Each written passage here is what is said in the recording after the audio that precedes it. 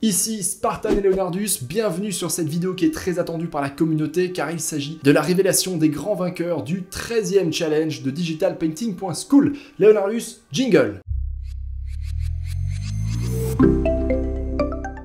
Alors, en 1 minute chrono, petit rappel du thème pour ceux qui auraient oublié. Nous avons proposé à tous les artistes francophones qui le souhaitaient de faire 1 à 3 illustrations pour un jeu de cartes fictif qu'on a complètement inventé et qui s'appelle Tales of Neodarius. C'est un jeu de cartes de fantasy qui est fortement inspiré des jeux de cartes existants tels que Magic, Gwent, Hearthstone, Pathfinder.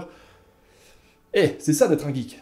Chaque participant avait donc le choix entre faire une carte de type personnage ou créature, environnement, ou alors une carte de sort. Et pour chaque carte, il fallait choisir une couleur qui correspondait à une race et donc à un thème. Par exemple, nous avions la nation de l'eau, la nation du feu, la race des anciens, celle de la lumière, etc., etc. Et une des contraintes données était de respecter le code couleur de la race choisie et que ce soit la dominante de couleur dans l'illustration. Et on peut dire que ce thème vous a plu puisqu'on a explosé tous les records. Cette fois-ci, on a presque 1 millier de participations qui ont été réalisées. Ouais, sérieux, vous avez un petit peu déconné, hein. Vous nous en avez fait 986. Sérieusement. En plus du nombre, la qualité était au rendez-vous. Vous étiez d'ailleurs nombreux à scruter les pages de soumission au challenge, à regarder régulièrement quelles étaient les nouvelles cartes ajoutées, et on peut dire qu'il y a eu vraiment beaucoup de très belles choses. Je pense qu'il y avait facilement 80% de cartes qui étaient soit des créatures et des personnages, soit des cartes de sort. On avait étonnamment très peu d'environnement. En tout cas, apparemment, ça vous a vraiment motivé, et j'ai pu lire beaucoup de messages de membres qui ont adoré le challenge, qui ont adoré participer, ça leur a permis de progresser, de prendre confiance en eux. Il y avait d'ailleurs beaucoup de nouveaux arrivants sur digitalpainting.school qui ont profité du challenge pour se lancer, et ça fait plaisir à voir. Bon, trêve de blabla, je sais pourquoi t'es là, hein. Tu veux voir qui sont les vainqueurs, tu vas en prendre plein les yeux avec plein de superbes illustrations de cartes, et je te rassure, tu ne vas pas être déçu. Mais juste avant ça, je me dois de te rappeler quels étaient les lots à gagner, car il y avait quand même 10 000 € de cadeaux offerts. Pour les 3 grands vainqueurs, il y a non pas une, mais 3 licences Adobe Creative Cloud complètes à gagner. Ensuite, XP Pen nous offre non pas 1 ni 2, mais 6 tablettes graphiques, dont 3 tablettes graphiques à écran, une XP Pen Artist 22 de 2e génération, une XP Pen Innovator 16 et une XP Pen Artist 13.3, ainsi que 3 tablettes sans écran Deco 02. Ensuite, nous avons Pixologic qui va offrir 2 licences perpétuelles pour ZBrush 2021, autrement dit des licences valables à vie, ainsi qu'un abonnement de 6 mois en plus. Ensuite, notre excellent partenaire de matériel informatique LDLC va offrir 1 150 € de bons d'achat aux vainqueurs. Ensuite, il y a un bureau haut de gamme assis debout de chez Homeworld. Pour en posséder un et l'avoir testé, c'est vraiment du super bureau. Il y aura ensuite une sacoche pour artistes de notre partenaire Etcher, mais aussi une trousse pour artistes et tout un lot de sketchbooks de super qualité. 3 formations complètes du formateur Olivier Cracus et même 3 heures de cours en direct avec lui à gagner sur n'importe quel programme d'Adobe. Et il y aura encore des packs du magazine Be-Artist à gagner et 3 abonnements au site Yamag Masterclass. Et encore des cours du programme indispensable sur DPS. Les cours complets de dessin et sculpting 3D d'anatomie d'experts pour artistes réalisés par Amélie Hutt sur DP School et encore des centaines d'euros de bons d'achat sur DPS. Merci à nos généreux sponsors de nous accompagner et d'investir dans votre créativité et votre talent. Donc un grand merci à Adobe, à XP Pen, à Pixologic, à LDLC, Homeworld, Yamag, à Etcher, à Olivier Cracus et le magazine Be-Artist. Ensuite, pour départager les vainqueurs, il y aura Johan de l'équipe, moi-même, et comme invité exceptionnel cette fois-ci, Olivier Bernard. Il est illustrateur freelance, spécialisé dans la fantasy, et il compte parmi ses clients Magic the Gathering, également Pathfinder, ou encore Warhammer et d'autres. Donc on peut dire que les prestigieux jeux de cartes, ça le connaît. J'ai pensé que ce serait la personne parfaite pour vous départager. Allez, maintenant, il est temps de passer aux vainqueurs. Comme tu t'en doutes, c'était très difficile de vous départager. En plus de ça, on avait envie de récompenser la moitié des participants, tellement vos illustrations étaient cool, peu importe le niveau, que ce soit débutant, intermédiaire, professionnel, il y a vraiment eu des cartes magnifiques. Donc il est temps de passer en revue les 3 grands vainqueurs de ce challenge, également les 3 prix de la créativité. Pour rappel, le prix de la créativité récompense l'originalité, le concept et les efforts mis en œuvre dans la réalisation et non pas le niveau technique. Cela permet à 3 artistes débutants ou intermédiaires de gagner quelque chose, d'être mis en avant, et c'est une manière pour nous d'encourager ces futurs talents. Et c'est en parfaite adéquation avec la philosophie de digitalpainting.school qui est axée sur l'apprentissage et l'entraide. Évidemment, départager presque 1 millier de participations, c'était une première pour nous et c'était vraiment quelque chose de compliqué, surtout que la qualité était vraiment au rendez-vous. Allez, Leonardus, si tu veux bien, on commence par le prix de la créativité. Alors, à la 3e place, nous avons Leonardus, roulement de tambour s'il te plaît.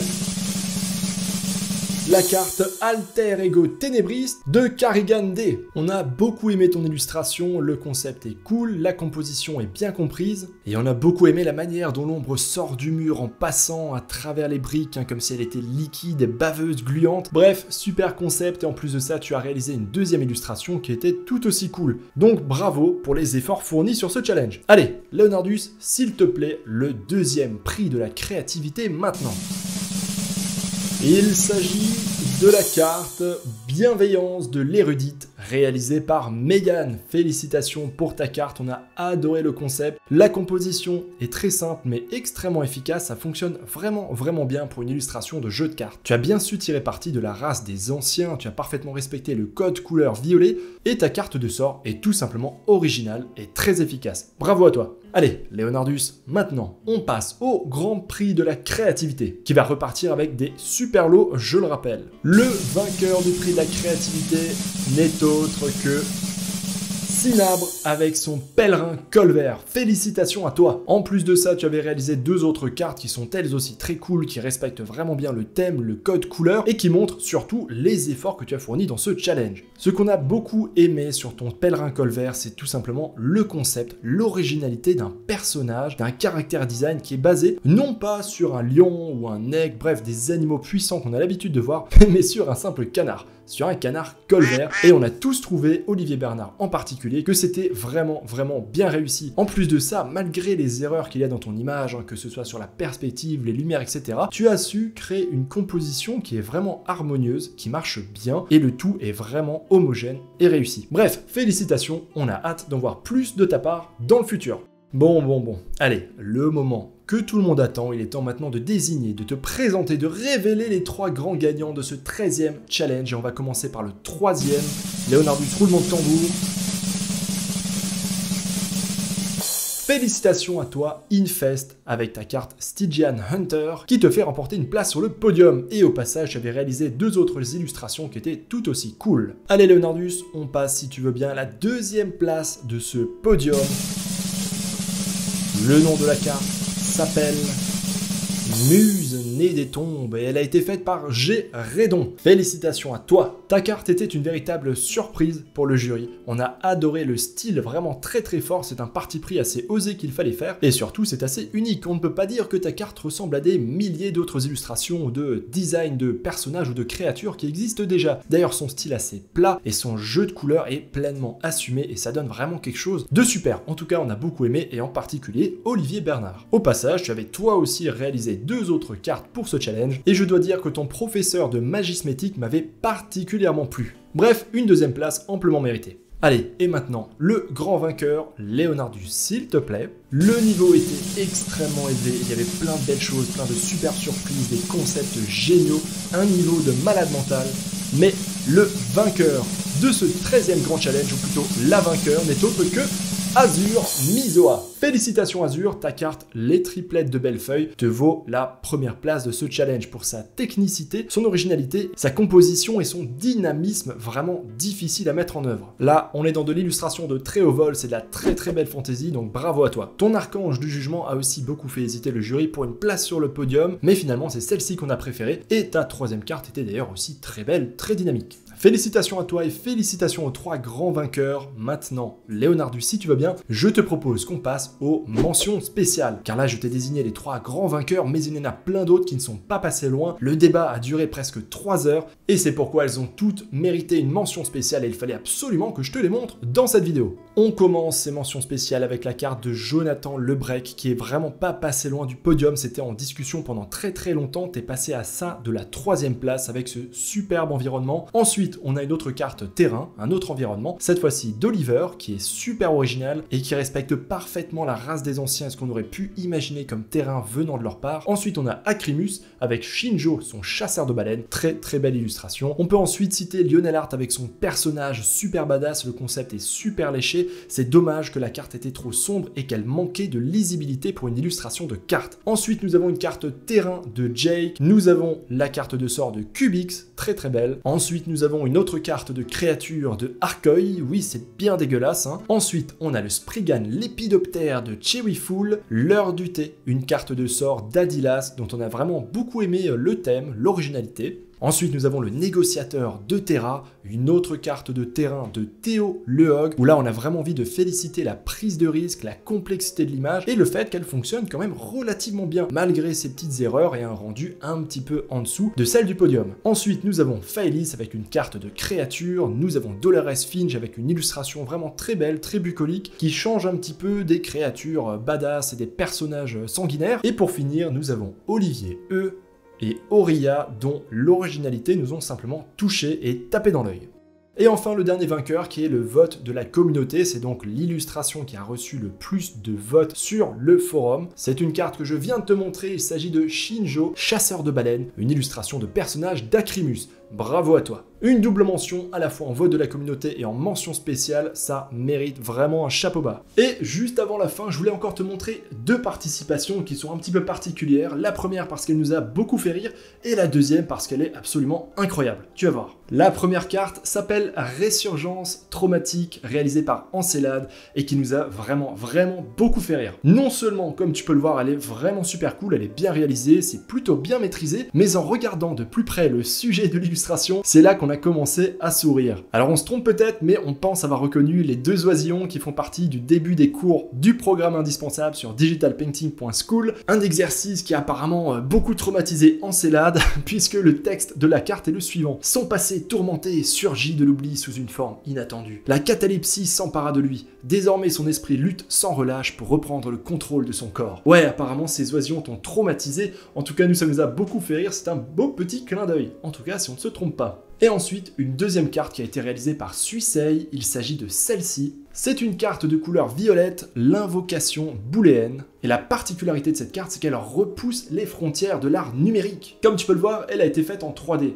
Oui, certes, mais si on lit un peu mieux la description de Suisei sur le forum, il l'a en fait réalisé intégralement en Python. C'est-à-dire 100% à partir de code. Suisei est développeur, logiciel de métier, il adore le Python et c'est comme ça qu'il a réalisé cette illustration uniquement en codant. Blender n'a été utilisé que pour avoir un aperçu du résultat. En tout cas, il faut aimer les maths et la programmation et je peux te le dire, nous, ça nous a vraiment mis une claque. Je voulais absolument montrer cette illustration et parler un petit peu de ce concept parce que je trouve ça génial qu'il y ait de telles initiatives, de telles créations qui soient postées sur les challenges DPS. C'est super cool. Donc, bravo l'artiste, en plus de ça, l'illustration était vraiment réussi. Bravo à tous les participants et un grand merci d'avoir passé autant de temps, de créativité et de sueur sur vos illustrations. C'est toujours un plaisir pour moi et pour l'équipe de digitalpainting.school d'organiser ces challenges, de vous faire gagner des super choses, d'émuler la communauté, de vous donner un but, de vous faire progresser et bien sûr de mettre en avant des talents francophones. D'ailleurs, petite parenthèse, mais c'était vraiment cool de voir autant d'élèves de DPS participer et surtout de constater leur évolution au fil des challenges. Bref, continuez comme ça, nous on compte bien encore en organiser d'autres dans le futur. Maintenant, je vais te mettre l'intégralité des cartes qui ont été réalisées pour ce challenge à la fin de cette vidéo. Tu as également un PDF que tu peux télécharger, ça fait un petit souvenir de ce challenge. Au passage, un grand merci à Olivier et à toute l'équipe pour la réalisation de ce PDF, c'était beaucoup de travail. Tu as le lien dans la description juste en dessous. Bah si Leonardus, c'est obligatoire, c'est l'heure des remerciements de Spartan. Les remerciements de Spartan.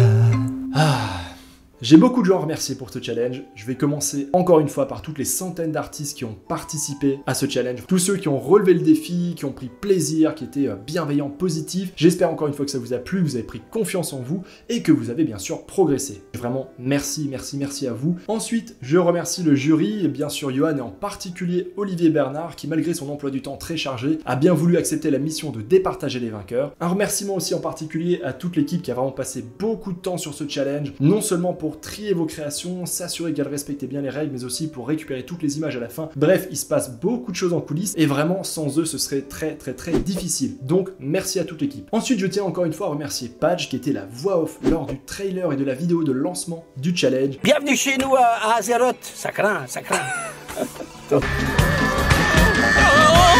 Ensuite, un petit merci particulier à Johan qui m'a beaucoup aidé sur l'organisation du challenge avec tous les partenaires ou sur la réalisation du trailer. Et enfin, bien sûr, je remercie encore une fois les prestigieux sponsors qui nous ont accompagnés sur ce challenge, qui vous ont offert 10 000 € de cadeaux. Donc un grand merci à Adobe, à XPpen, à Pixologic, à LDLC, Homeworld, Yamag, à Etcher, à Olivier Cracus et le magazine Biartiste.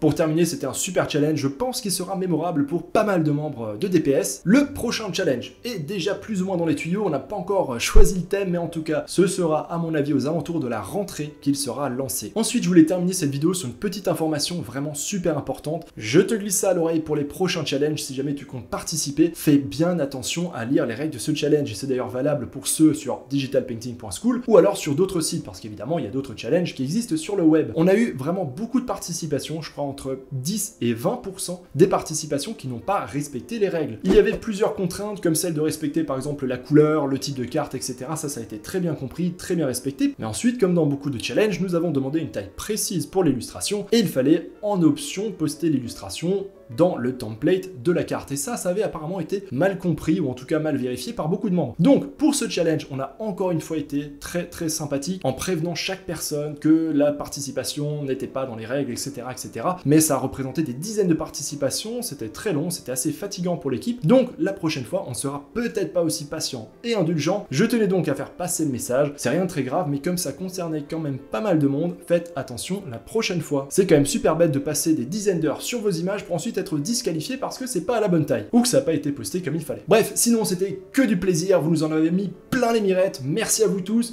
Je te montre maintenant l'intégralité des cartes qui ont été postées pour ce challenge. Je te remercie d'être resté jusqu'au bout et je te dis à très bientôt. Leonardus.